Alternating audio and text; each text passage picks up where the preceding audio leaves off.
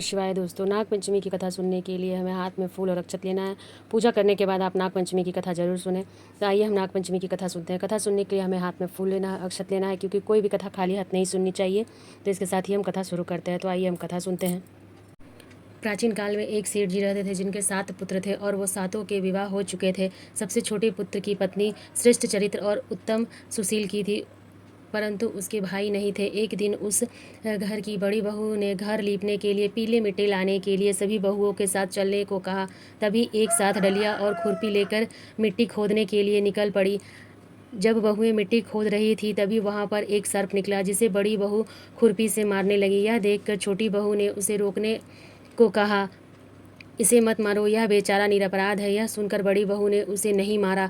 तब वह सांप एक ओर जा बैठा। तभी छोटी बहू ने उससे कहा कि अभी लौट कर आती हूँ, तुम यहीं से जाना मत। इतना कहकर वह सबसे साथ मिट्टी लेकर चली गई और कामकाज में फंस गई। सर्प ने जो वादा किया था वह भूल गई। उसे दूसरे दिन यह बात याद आई तो वह सब के साथ मिट्टी लेकर वहां पहुंच गई। सर्प अभी भी उसी स्थान पर बैठा था, जिसे देखकर छोटी बहू बोली, सर्प भैया नमस्कार। सर्प ने कहा, तुम भैया कह चुकी हो इसलिए छोड़ देता हूँ, नहीं तो झूठी बात कहने के कारण मैं तुम्हें अभी डस लेता। यह बोली, भैया मुझसे भूल हो गई, इसकी क्षमा मांगती हूँ। तभी सर्प बोला, अच्छा तुम आज से मेरी बहन हो और मैं तुम्हारा भाई, तुझे जो मांगना है मांग लो।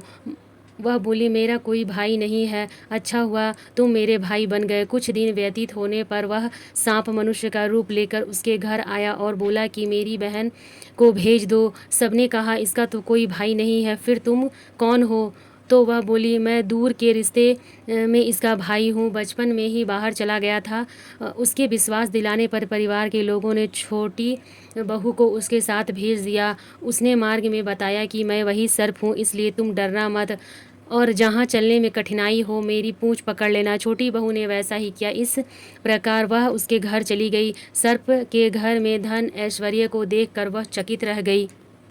इस तरह से वह उसके घर में रहने लगी। एक दिन सर्प की माता ने उससे कहा कि मैं एक काम से बाहर जा रही हूँ, तुम अपने भाई को ठंडा दूध पिला देना।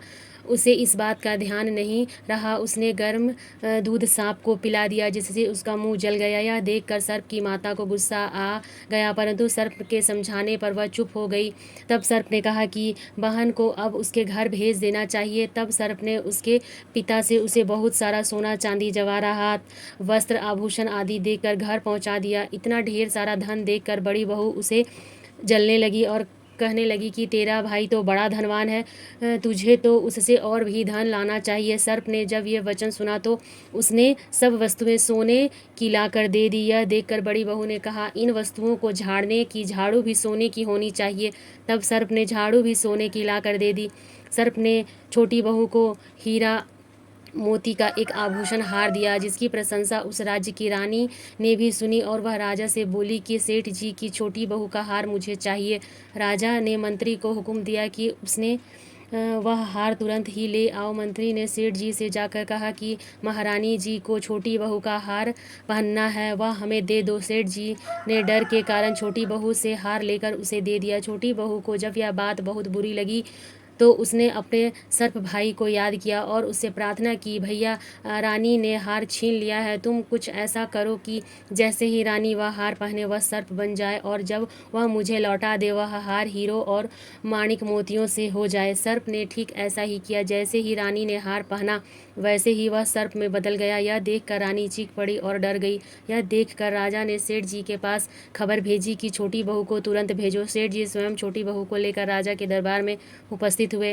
राजा ने छोटी बहू से पूछा, तूने क्या जादू किया है कि तुझे दंड दूंगा? छोटी बहू बोली, राजन क्षमा कीजिए, यह हार ऐसा ही है कि यह मेरे गले में हीरो और मोतियों का रहता है और अगर कोई इसे पहनता है तो उसके गले में सर्प बन जाता है। यह सुनकर राजा ने वह सर्प बना हार उसे देकर कहा, अभी पहन कर दिखाओ। छोटी बहू ने जैसे ही हार पहना वह हीरे और मोतियों का हो गया। यह देखकर राजा ने प्रसन्न होकर उसे बहुत सी मुद्राएं भी पुरस्कार में दी। छोटी बहू अपने हार और इन सामानों सहित घर लौट आई।